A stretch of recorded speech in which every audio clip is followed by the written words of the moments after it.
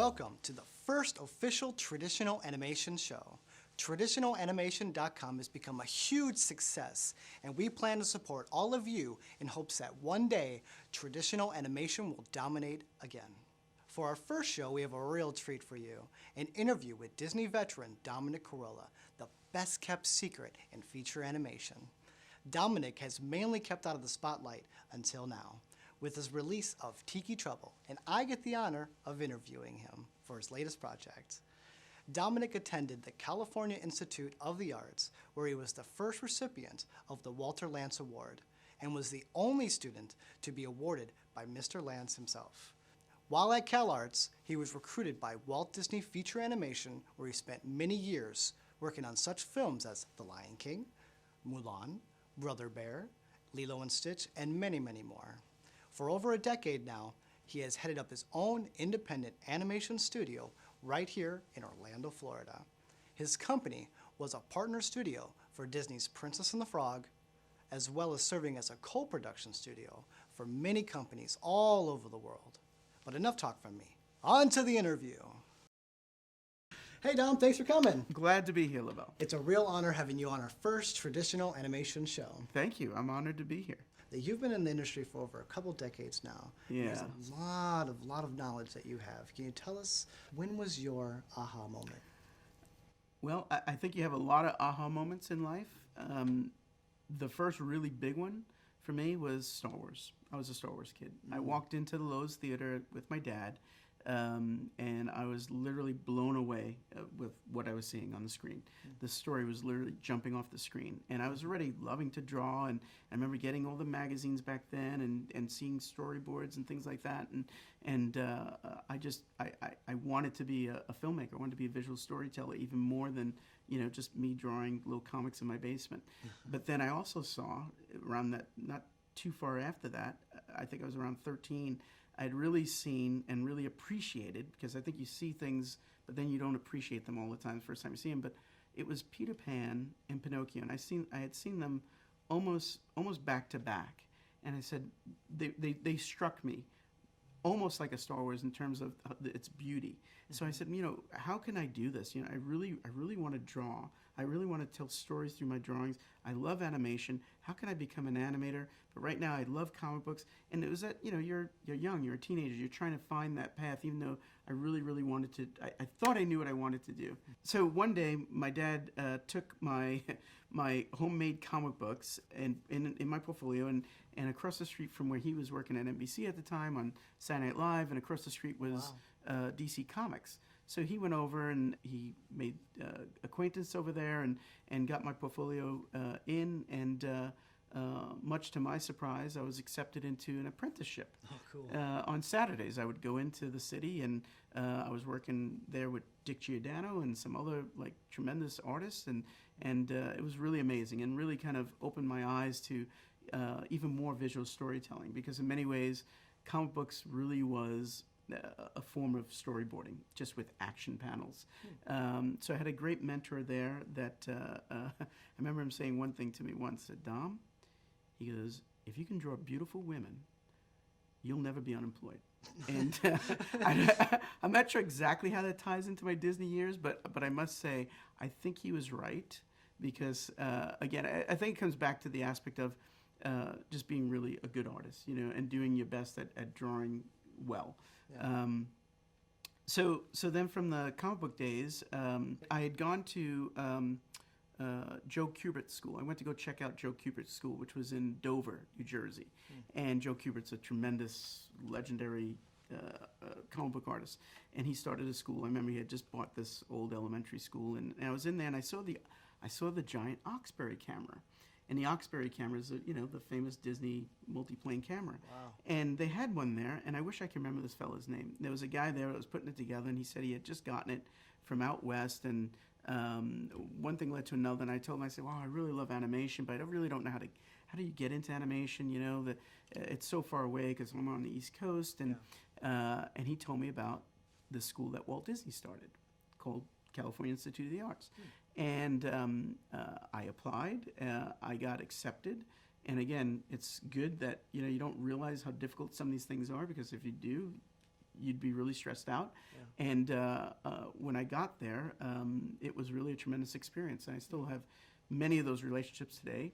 And it grew me even further along my path. And I was recruited out of Cal Arts by Disney. So now all of a sudden it was literally a dream come true. Wow. Disney Feature Animation recruited about 3 of us that year. And it was, I was just really fortunate. And they took us into the training program, and we wound up coming back to Florida to be a part of the training program there and help out on the Lion film at the time. And we were only supposed to be there for the duration of the training period, and then I figured I'd be going back to California. But it just kept on going and going and going, and wound up staying for many, many, many years. And it was a great experience here in Florida with the wonderful people, and still get to work with them all the time, which is really, really wonderful as well. And I really fell in love with Florida as well. Who influenced you the most when it comes to you becoming a professional animator? Seeing Pinocchio and Peter Pan almost back to back, with the love of drawing I had, the love of filmmaking, this was it. I said, that's it. I have to be an animator. I have to be a Disney animator. And, I didn't realize that it's actually a very hard road, but that's probably a good thing, because if I did, I probably would have gave up. But then when actually getting to Disney, I had a lot of influences there, but there was two animators that really influenced me a lot. And one of them, I started as his rough in-betweener, which was Mark Henn, and I learned a lot from him in terms of spacing, timing, and even how much information you can get out just a few lines, because I tend to draw a lot more information, but I'd see these beautiful pencil tests that I'd have to rough in between. I'm like, son of a gun, that's, it's working, it's great. And then another animator that also had a big influence on me was Ruben Aquino, actually. And it was his technical approach that really influenced me. And my style, even today, I think is a little bit of a mix. I don't even know if the guys know that, but it's a little bit of a mix of Mark's approach and Ruben's approach. Oh, wow. I really liked what Ruben did in terms of breaking up things. Specifically, I remember studying the work that was being done on Powhatan when I was on Pocahontas. And I remember really looking at the way Ruben would approach everything, because there's so much overlapping action going on a character that doesn't move much. Yeah. And it's quite a study for somebody to look at. And it was really great to look at him like this, up close. But so that type of, those two guys, I think, had a big influence on me, because I was working right there with them. Of course, I'm always looking to the archives, and I like Frank Thomas's work, and of course Milt Kahl, John Lounsbury. But there's a lot of I think unsung heroes at the studio as well. How about before Disney? Who were some of your influences back before that, when you worked comics, perhaps? Yeah, one of the biggest ones was probably John Buscema. And there's a great, great book, which I still reference today for people that want to learn how to draw. And it's How to Draw Comics the Marvel Way. It's one of the greatest books. It's right up there with Frank and Ollie's Illusion of Life. It's absolutely fantastic, because he really kind of just nails everything from shapes to perspective to rhythm to weight, and these are all principles of animation. So he was that particular artist was a big influence. Now, what were some of your most memorable moments at Disney? There's a lot of great memorable moments. I think one of the films that really jumps out at me is probably Lilo and Stitch. Just the way things kind of worked out with Chris and Dean. I was on Andreas's unit for Lilo, but yet I was also working with Byron Howard for Cobra Bubbles, but yet I had my own character as well. So suddenly I was working in a lot of different characters, and it was really, really tremendous, because I got to do a lot of scenes in that movie. I did over 1,000 feet in that film, and actually the producer gave me a really wonderful gift at the end of the show. But yeah, I mean, one day I'd be doing a Cobra Bubbles, like, heart-warming moment or really serious moment, and then next minute I could, I might have Stitch and Lilo in the same shot, so it was really testing you in terms of a utility ball player of Unlike where Mulan was, working with Tom and Mushu, and which is its own very comical thing. This Lilo just, it gave me a whole bunch of different experiences. My wife had to put up with me for a long time because we had a newborn, but yet I was doing all this footage, so I was at work a lot. I still have some videotape, I think, of me holding this big teddy bear, getting inside of the car and protecting its head, and that's the shot of Cobra Bubbles putting Lilo in the back seat. That's great. All this like reference. So that was a really fun experience. That's so cool. Yeah, and Cobra Bubbles dialogue. I remember talking to Byron because Byron got so busy doing a lot of design work that he gave me a lot of Cobra Bubbles stuff, and I remember just wrestling with the dialogue because if you look at the design of Cobra Bubbles dialogue, it's quite unique, and he doesn't move a lot, so you really had to get the scene across and sell it. So it was a lot of fun stuff. When Disney closed its animation studio here in Florida, when did you decide to launch your own independent animation studio? Really goes back to about 9/11. I remember because we had the studio here and it was inside the park, and myself and a bunch of animators, we would go out on park walk sometimes, go out there sketching.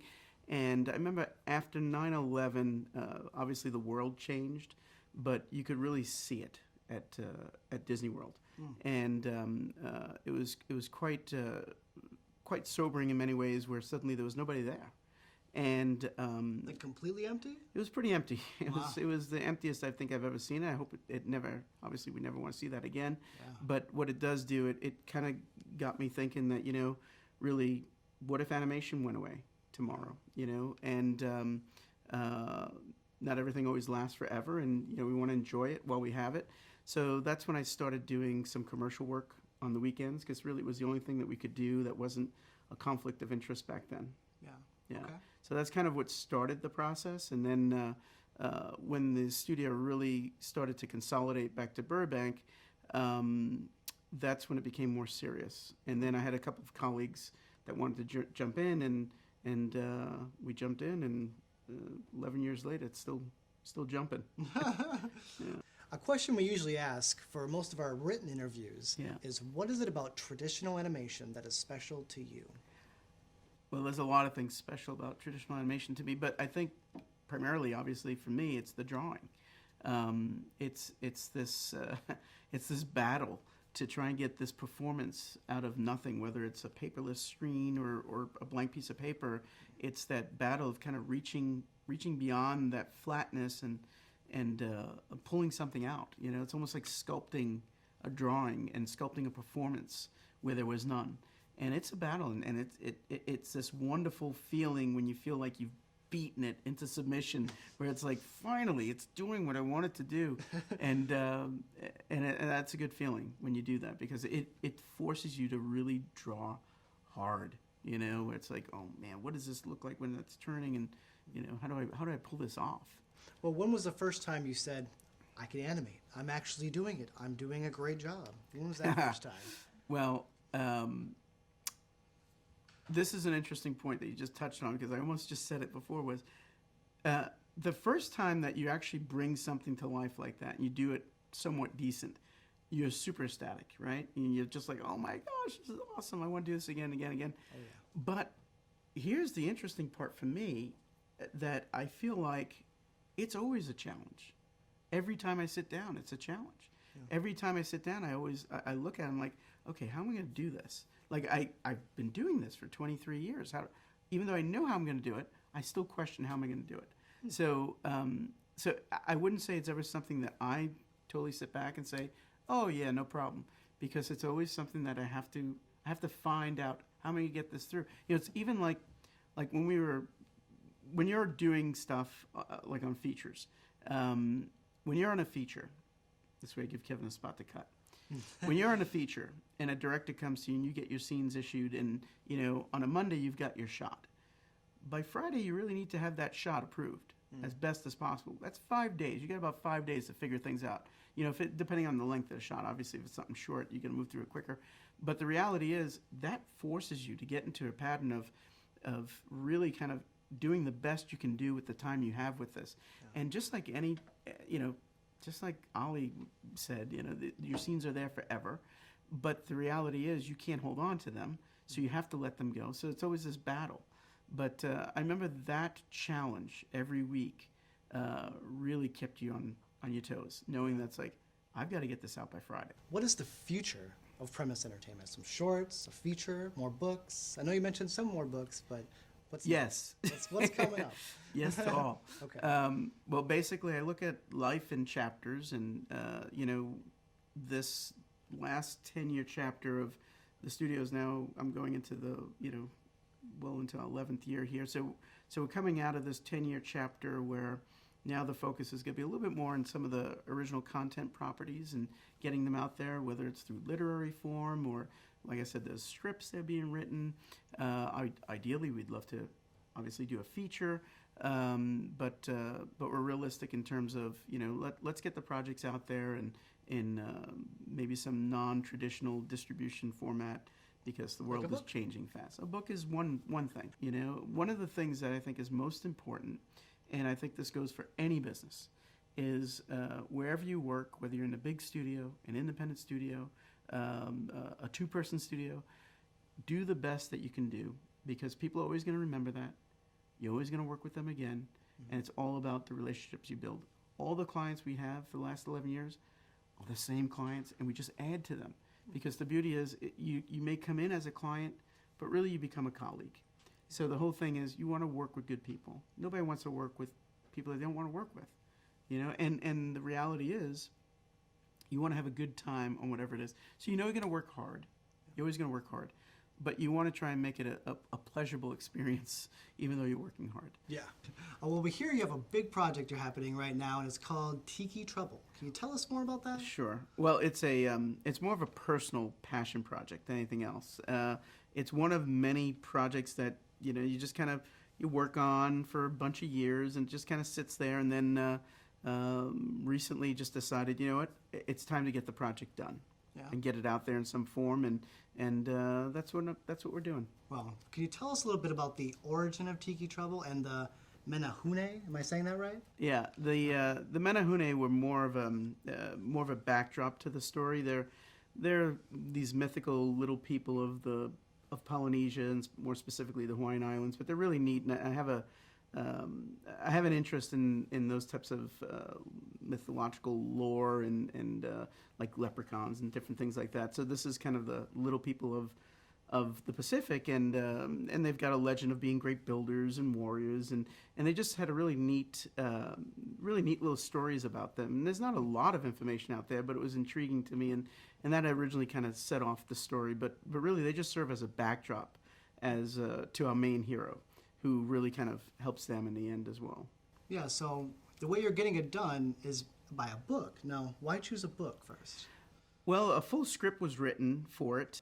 What we did was, we took it around and we showed it to some studios, and it got vetted out and as a quality project, which was great. But I also know what it takes to get these things kind of moving and through, and to make a feature film is a really massive task. Yeah. And especially as an independent studio, you have to find some other different ways of getting things done. But as a book, what's really nice is that I can tell it the way I want to tell it, and I could do it with me drawing the pictures, and I have a great colleague that's doing the paint behind me, Ryan, and so a book just seemed like, this is a way to tell the story now. Okay. Well, do you have multiple books, or is it just one, or prequels and sequels, or?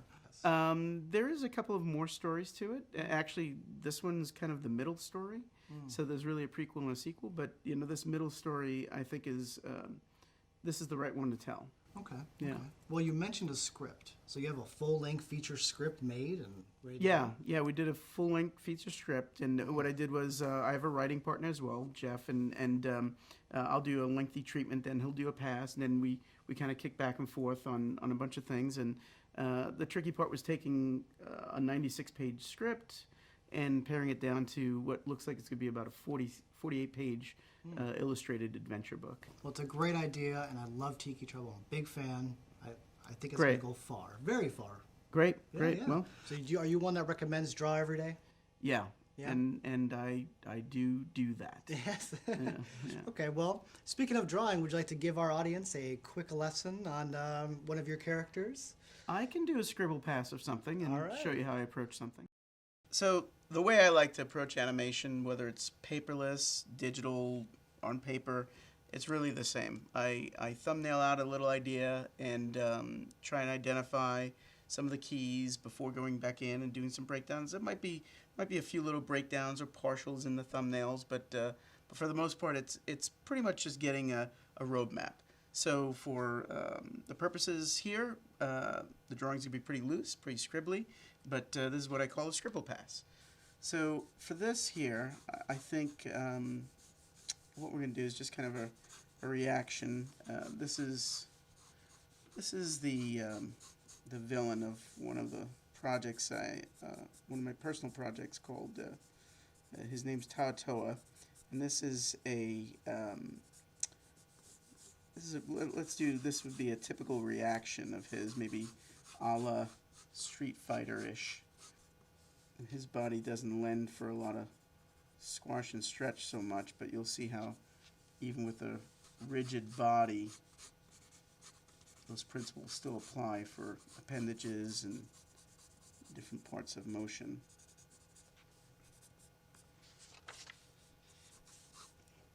So this would be considered maybe my first rough key. Sometimes I might number them, but the reality is those numbers are going to change as soon as you go through it all, because you're always going to find some different spots for breakdowns or a stronger key, quite frankly. I think right off the bat, I'm not as thrilled with this starting leg position.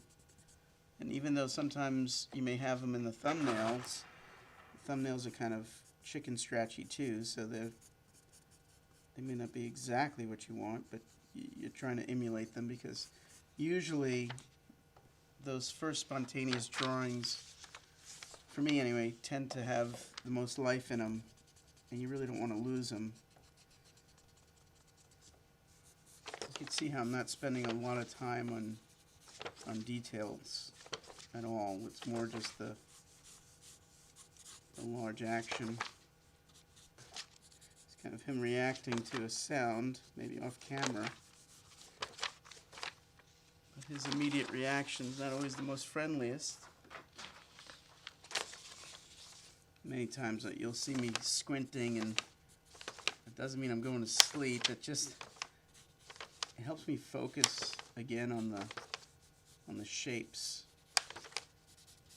and what they're doing and where they're going, and it's kind of the process of filtering out a lot of detail and just kind of focusing on the big action.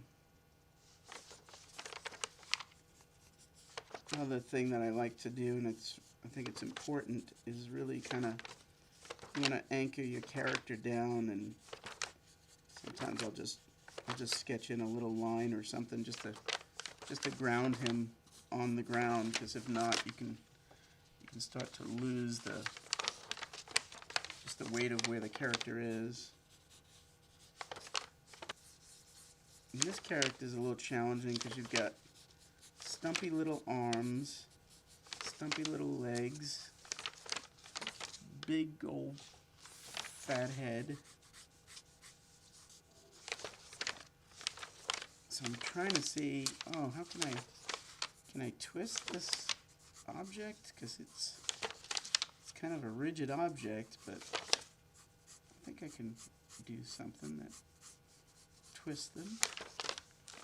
So you can see it's like even through here. I'm always trying to look through the character. One of the things that's always important, and you see a lot of people drawing, but they don't think about it as being three-dimensional. You know, just because it's traditional or 2D or whatever you want to call it, it is dimensional. And you have to think about that whole shape. You got to look through the character, whatever that character is. So that's one of the things I'm always doing. I'm always trying to look at the character dimensionally. And the other thing that's really tricky too, and this character doesn't lend himself to it very well, so I'm trying to trying to cheat it as best I can, is silhouette value. So I'm trying to find those negative spaces, and what I mean by negative spaces is the open spaces. So if I was to shade this character in, you'd still be able to see what that pose is, even though it's just a silhouette. Okay, we gotta hear something, reacts, goes down, goes into the wind-up. And again, there's a bunch of drawings that would be in here. And sometimes I'll put this little line to just kind of indicate, oh yeah, those are all the drawings I need to do later on. And I also like to try and find where the arcs will be, so I'll mark them sometimes, and just, you know, just for future reference. Because like even this little knee's kind of coming out and going up. And it's real subtle, and you may not be able to see it in these really loose drawings, but it's going to be happening, and it's something that I've got to keep myself aware of for when I go in for a tie down or a more broken down pass.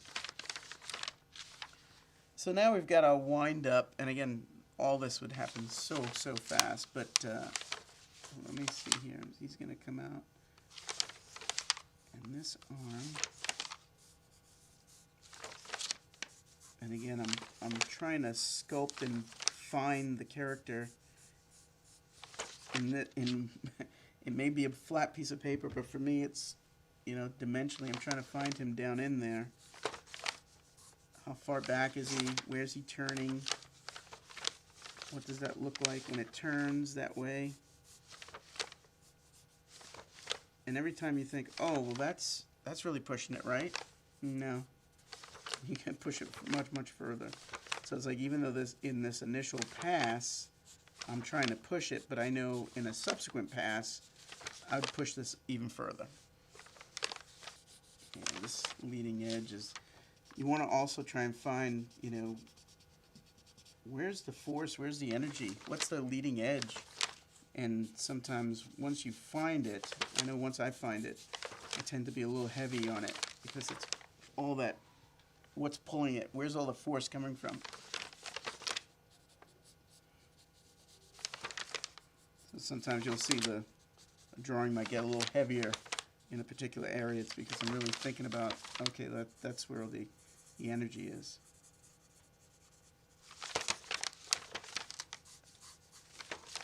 And again, even though this is not your typical character, I'm always trying to find his center of gravity, his center line.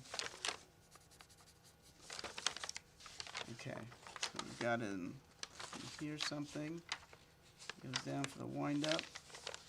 And now he's going to swing around. In this arm, I want to hold this arm back because I want to have some fun with that when he swings around.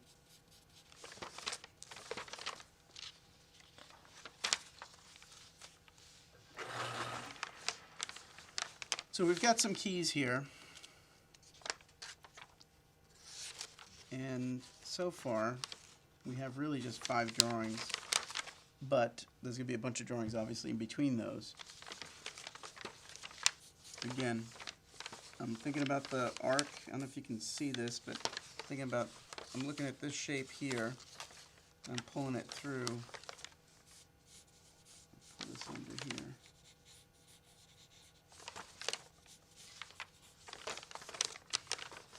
And I'm always trying to find, you know, is there a way that we can break it up so it doesn't have to feel like it's all happening at the same time?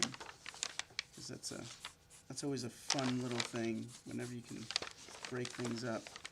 This is kind of a key pivot right here. And when we actually get into the breakdowns, that's probably going to happen pretty quick when that knee swings around.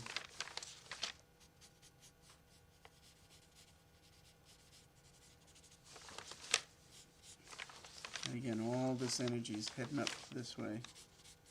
Again, looking at that center line, and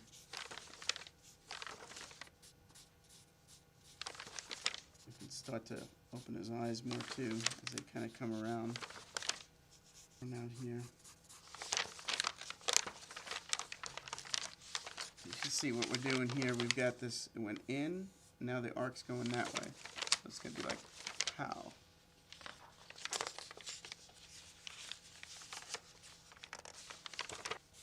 Okay, now everything's opening up.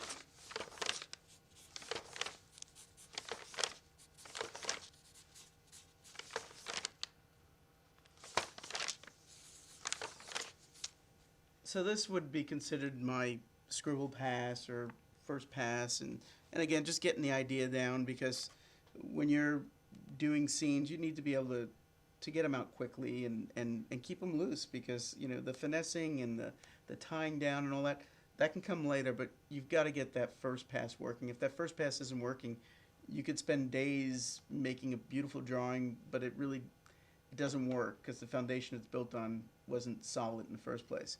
So, so this would be considered a scribble pass. So let's see. So these are just, again, the keys. Get a little Street Fighter action going on there. But then I would shoot these, get the timing worked out. And again, I'd like to do charting where it's kind of like working ahead and holding some of these drawings at various lengths. And I have an idea of some of these timings in my head already, just based on movement and how many drawings I think might be going in between them. But ultimately, not until I get them under a camera can I really tell exactly you know, what I want to do with them. Because some areas might be on ones, most of it's going to be on twos, but I could see some areas where I can be pretty quick about it and move through there and keep it kind of fluid. I'm not really an effects guy, but what I'll do is I'll at least indicate kind of, you know, the fire coming on and something kind of getting blasted out. So that's a quick look, a very quick look at what my approach would be to basically a first pass. And again, I don't spend a lot of time on a first pass. I keep it really, really loose, and if that was an octopus or a human or whatever, it'd be the same thing. Now, what I might do, like I said, one of the key factors that I do like to do is I may go in and do some exploration, and this was me kind of just exploring little thoughts and ideas, and I wasn't sure what I was going to do, and these may not mean much, but these little doodles and chicken scratch are it's basically my thinking process, because I like to try and have at least some sort of roadmap or direction before jumping in. And that's the difference of straight ahead animation versus pose to pose. And like I said earlier, I kind of like a combination of straight ahead and pose to pose, because ultimately at some point while you're in there, you find, well, I kind of just need to do the straight ahead to figure out where the action's going to be, because where you thought a pose might work, you're like, it really doesn't work as well as I hoped in the thumbnail. So I'm going to have to kind of draw through it. But we'll shoot this, and we'll see how it looks. And but that's basically it. That's how I approach scenes.